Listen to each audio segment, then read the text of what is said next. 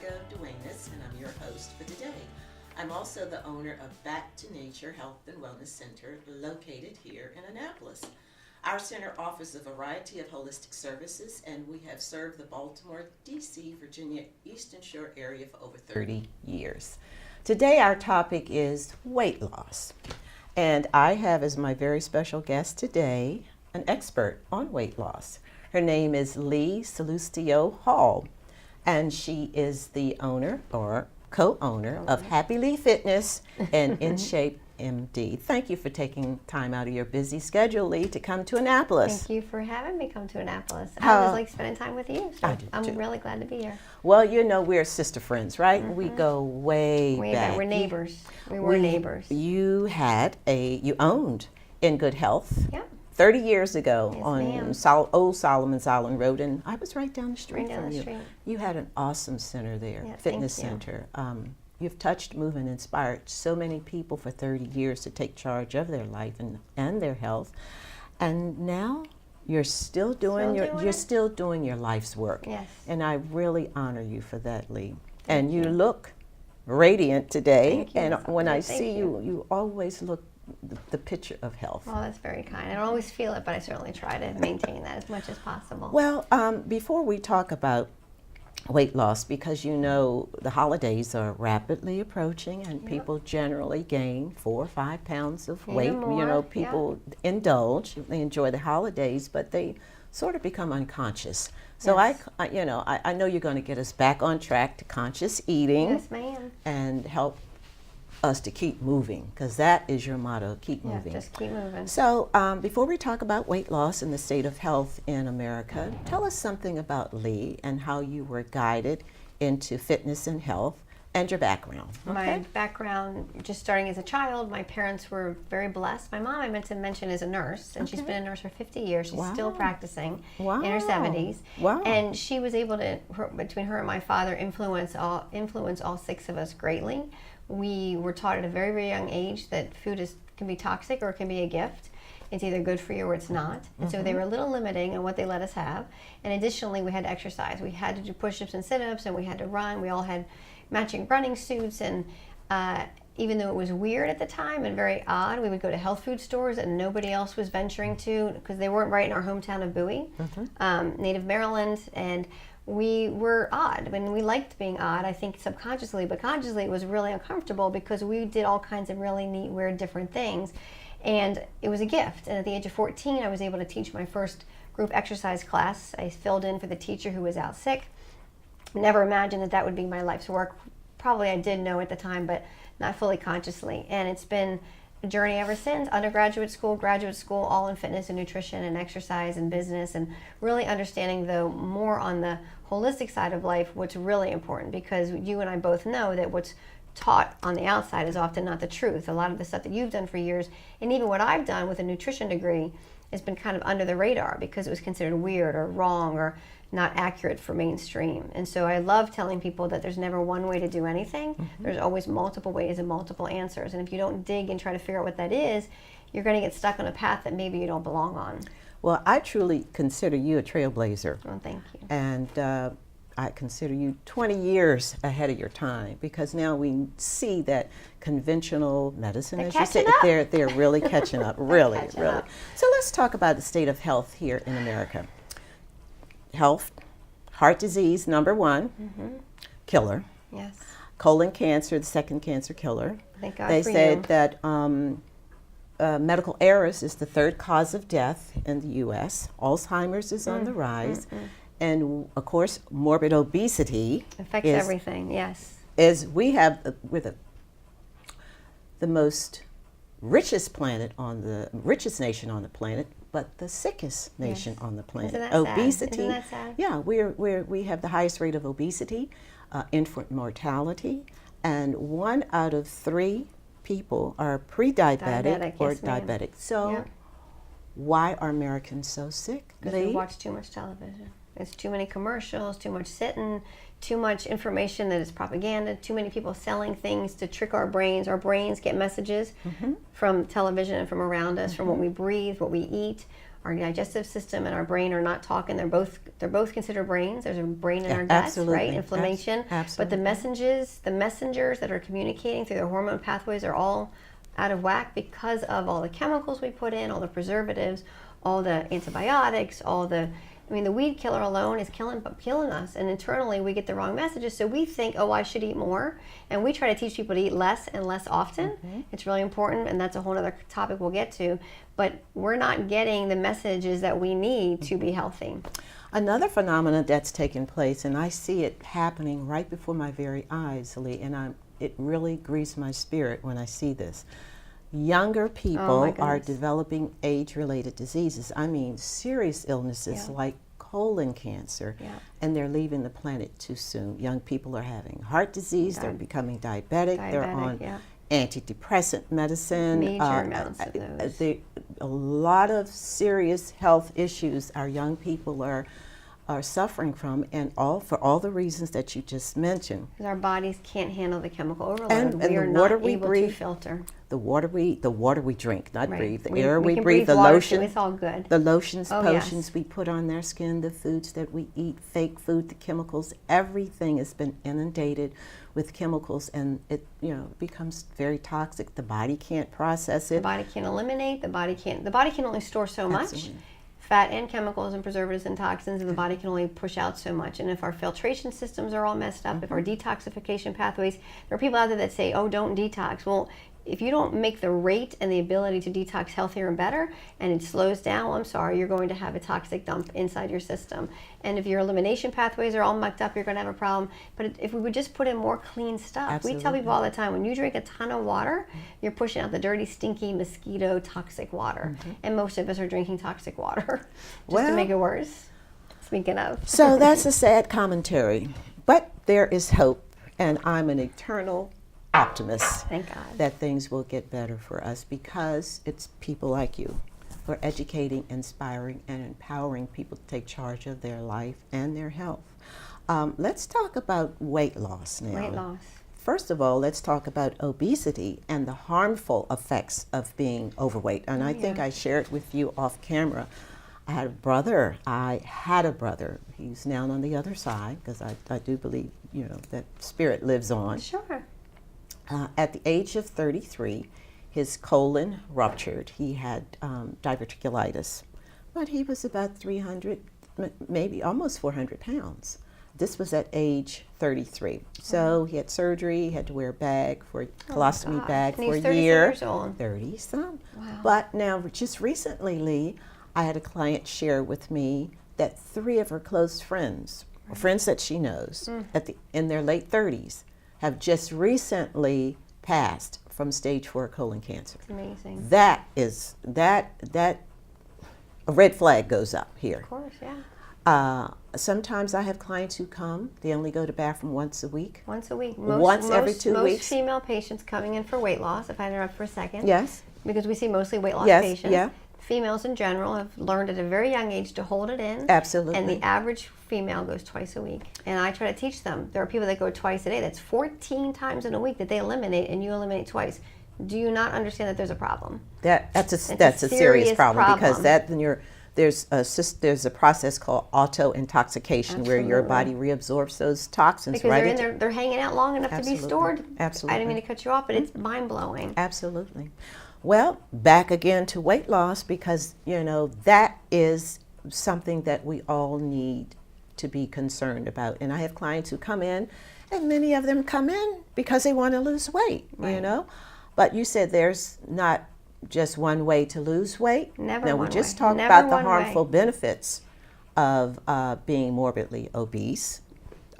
This visceral fat that I really want you to elaborate a little bit more on that. The visceral fat means organ fat, the fat that's around each and every part of our body. It's there to protect the organ. So the heart, the liver, the kidney, the spleen, they all need gallbladder, they all need a little bit of protection, and it keeps them warm. So the visceral fat is important for warmth and protection, but when it's over a certain number, and depending on what clinic someone's going to go to, they might have a scale like ours. We can see 10 and under is really healthy, but 10, 20, 30, 40, pounds of visceral fat usually correlates with a lot of diseases and a lot of medications. So when we work with patients on weight loss, depending on which path we take, that number will go down each week. And what's beautiful is they start to come off their medicines. Right. So it's the visceral fat and the belly fat that store fat and toxins, and as these toxins go to leave the body, if the colon's not irrigating properly, if the kidneys aren't working properly, if the skin's got a bunch of chemicals on it and stuff can't get out, we create even more of an auto-intoxicating problem. We create more problems. So it's very important when working with weight loss that you keep all of this in mind. Right. I still promote dry skin brushing to keep the dead skin cells off so that the body can produce, or eliminate the stuff that it's producing. So we're going to talk about why it's so important to detox and supplement. Now, according to Dr. Wallach, who is the founder of Longevity, he's 78 years old. He sued the FDA 9 times and won. I didn't know that. Yes, yes. And he comes to this area generally twice a year at BWI Marriott. And he's spoken before the UN at least 3 times, and they always want him to come back because he's talking about the global health crisis. So he says every day we need 90 essential nutrients. Isn't that amazing? 60 minerals, 16 vitamins, 12 essential amino acids, and 2 to 3 fatty acids. And he says that a lot of the problems that people have that is related to weight gain is because we're so deficient in nutrients. So we have these cravings, and we're just constantly eating fake foods, junk foods, to satisfy and we're that fakeness. Absolutely, the fake and we're gaining weight because we're so nutrient deficient. Yes. Now, I'm going to share this with you. I was a vegan for about 15 years. Because I thought that was the optimal, healthiest diet, right? A lot of those out there. Yes, and we're going to talk about intermittent fasting All and kinds of stuff. ketogenics and what's the other one? There's Paleo. There's Mediterranean. Well, I was on a crusade to. You were a vegetarian crusade? I was on a crusade to convert everybody into a vegan. That was many years ago. But you don't know what you don't know, right? My parents took us through when we were babies. I understand. After 15 years of being a vegan, I started having dreams of eating chicken and fish. I mean, really, it was like in vivid color.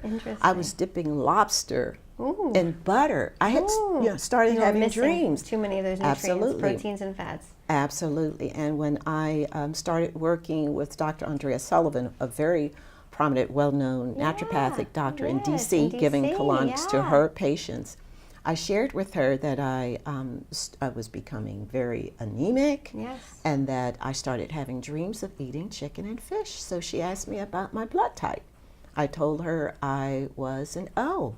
She said, Argo, you really should have never, ever been a vegan. That's good for detoxifying purposes. Short periods of time, we tell people. But you know, according to your blood type, which is mine is O positive, I should have been eating some protein. So there's still a lot of controversy about the blood type theory. Body type theory, blood type theory. But there's some really good nuggets in there. I am a firm believer that it has some validity. Why? Because my body was letting me know. And did you make some changes? Oh yeah, honey. At the cellular level, I sure did. Yeah. I changed my diet. So we have not new, but we're taking some of our work, and we have nutrition nuggets with Chuck and Lee at InShape MD. Okay. And different video each week on a different nutritional topic, because there are 90 some. And so we can do blood testing, we can do urine testing, we can do saliva testing to look at all kinds of anything. We can do hair testing to look for mineral deficiencies. But one of the things we really try to, for example, sea salt. Sea salt is 84 minerals, as you know, and our bodies don't make a lot of these nutrients. We need other things to go in, and we need enzymes and cofactors to make things. But the essential amino acids, the 12 essential amino acids and the essential fatty acids, we have to get from outside sources. Absolutely. And if we don't, then we're going to have a very difficult time even trying to make the rest of what the body needs. There's no real essential carbohydrate or sugar. Sugar is not really essential. I mean, honey is probably a better choice, but it's not an essential nutrient. It doesn't make a lot of other things, but in excess, it does make something. It makes fat. So when we eat too much fat, too much sugar, and too much of the wrong types of processed foods, it definitely contributes to our fat storage system. And our fat storage system, unfortunately, doesn't match our fat burning systems because they're all out of whack because of all the things we're talking about. So I'm really glad to hear that you started eating some essential fats and essential proteins. But that was a while ago. That was many years ago. Very eye-opening, right? And I'm bringing this to my viewers' attention as well, is that when we start to have cravings, Yeah. that's a sign that the body is missing something. And then you got to figure out what. Yes, but this is where you come in with your testing. Sure.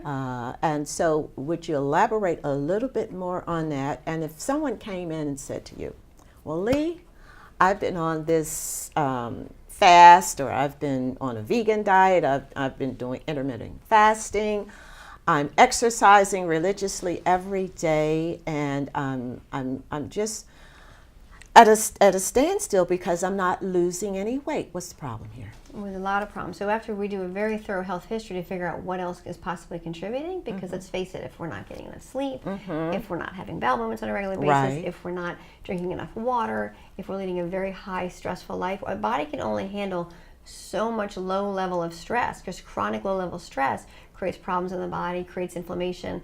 But high levels of stress can be very problematic too, but they're the only ones we see.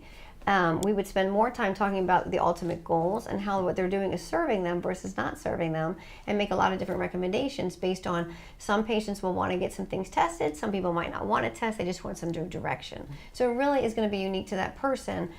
With respect to not seeing any results, often people are over-exercising or they're doing the wrong type of exercise. When it comes to eating, often if what you're doing does not work, and it's time to change it up. So we have to spend some time with the patient to help them understand what options exist and help figure out what the next path is. And that path might be short-lived, because if I did what I did 20 and 30 years ago, I would not still be getting the same results today. So because we're biochemically individuals, we're unique at all parts of our body, we have to constantly look at all the different approaches to our own individual wellness. And that's where we come in as coaches and guides to help people figure it out. So it is a holistic approach. Always holistic. Mind, body, spirit. And you talked about stress. Oh my goodness. And you want to talk about cortisol a little bit. Cortisol. Love talking about cortisol. Cortisol, as you know, is something that our bodies produce through our adrenal glands. They sit on top of the kidneys. They can be dried up, like cereal crunchy old, I don't want to name a brand of raisin bran, but dried up raisins, or they can be plump and juicy and full of life. And so depending on how we're treating ourselves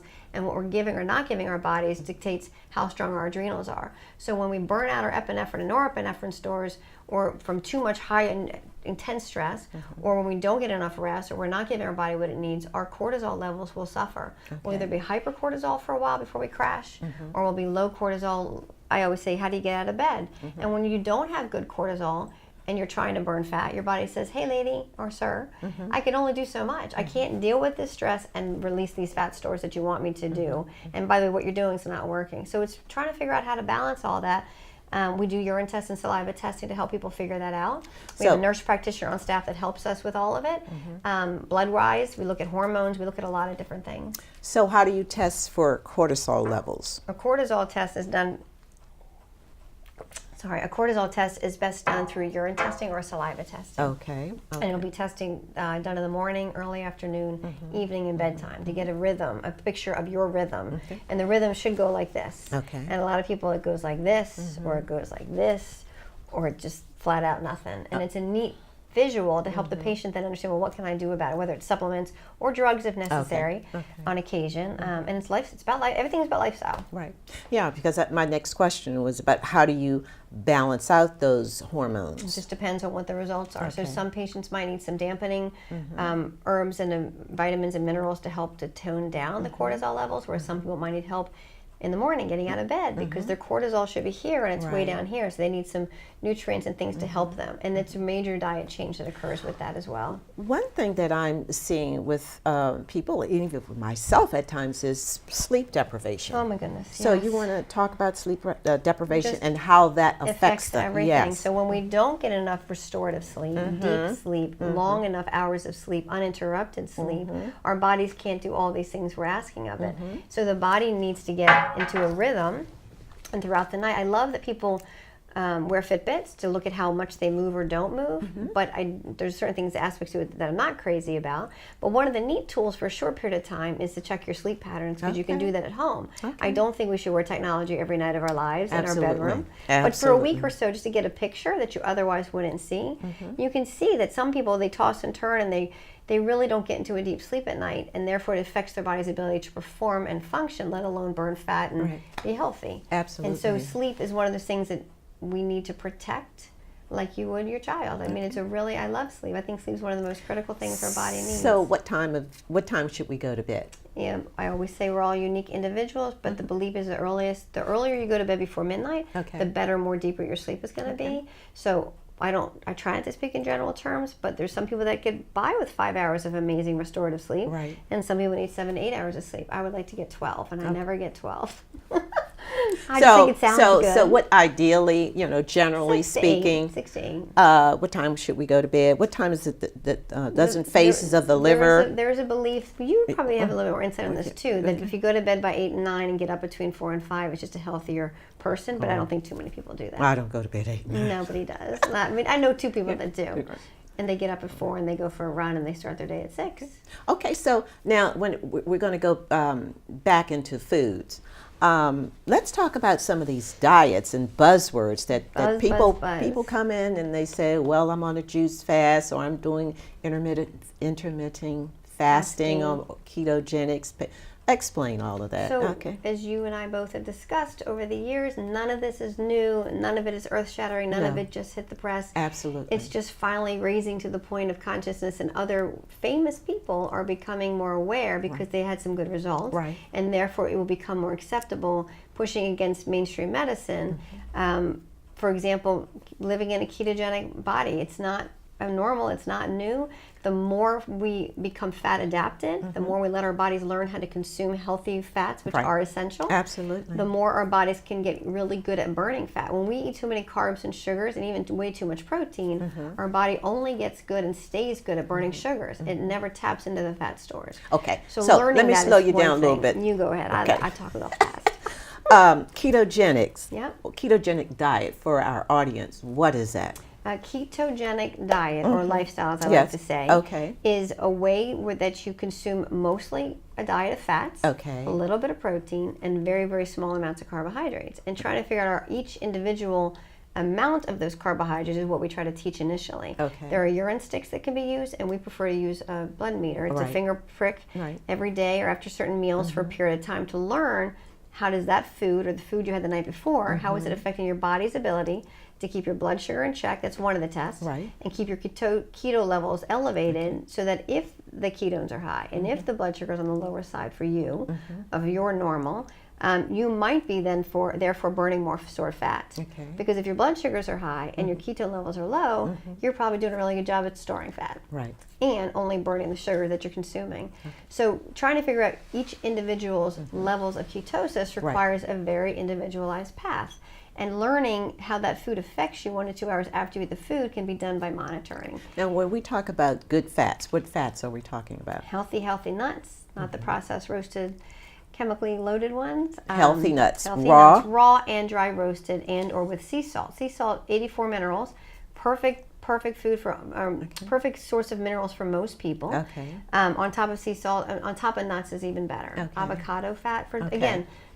Pause, please. I apologize. We teach nutrient deficiencies, food sensitivities, and toxicities. So when I make statements and I try not to be general, I don't know if avocados are good for you. Absolutely. But in general terms, for most people, nuts, avocados, olive oil, really good healthy organic butter, fats from preferably organic meats or bio farm fed, the food that is properly fed, the animals that are properly fed on a farm will produce healthier fatty foods. And what about eggs? And eggs. Eggs are one of those things where we do a lot of food sensitivity testing, and as much as I personally love eggs, they're not perfect for everybody, but a healthy egg is certainly better than an unhealthy egg made from a chicken that's been properly raised. But it's another great source of fat that feeds the adrenals. Well, but every day, probably eggs are not good every day. Would you also agree that fats have been demonized for the last 20 years? Which is why we have carbohydrate-loaded bodies. And when they took fat out of the diet, they replaced it with sugar. Everything we have is sugar. And that's one of the reasons why so many people are addicted to sugar today. And that's why diabetes 1 in 3, pre-diabetic. And it's one of the easiest things to reverse. But first it comes with reversing the brain. What we've been taught incorrectly, which I've known for a long time, like I mentioned before, to always question. It takes a major shift in our thinking to accept the fact that, wow, fat is my friend. Fat will not make me fat. And fat is what I need to nourish every cell. Every hormone needs essential fats. Absolutely. And according to Dr. Wallach, I think he says The brain, needs is fat. over Oh, my 70% fat. We need we so need much good fat. fat for the brain. Am I Yeah. right? Our And to make healthy hormones. Yeah, healthy hormones, healthy cells, healthy gut, Absolutely. healthy brain. Now that the holidays is rapidly approaching us, we only have a few minutes left, my darling. So give us a few tips of what we can do to, stay conscious and eat healthy. Before every function and every party, people should eat. Before they show up. You never show up hungry to an event. Good because advice. you will not make good choices if your brain is not working properly because you're not giving the body what it needs. Right. So telling your body, when you walk in a room and you see a room full of pastries and you're addicted to chocolate, it's very important that your brain does not show up there in a deprived state, Right. because then you will reach for that which you don't want. But there's nothing wrong with having a bite or a lick. I say BLTS, a bite, a lick, a taste, or a sip of something. That's It's the when you have a whole serving.